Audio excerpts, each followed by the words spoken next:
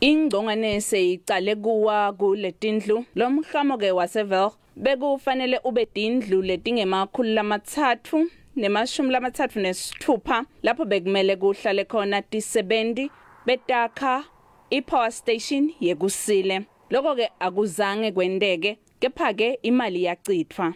I-Eskom njengamanje isaphenya ukuthi kwenze kanjani ukuthi kuze kugcine isikhokha i840 million rands iyakha izindlu ezingakaze ziphele namanje. Ngo2019 abaphathi bakwa-Eskom bathi konke sekuphilile lana ngeke basaphinde bafake enye imali. Ayizame i-Eskom ukuthi idayise lezi zindlu izidayisele uhulumeni.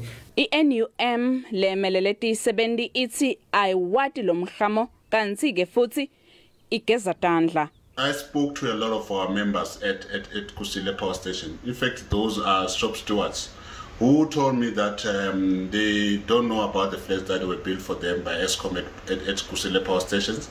They have their own housing allowance and traveling allowance.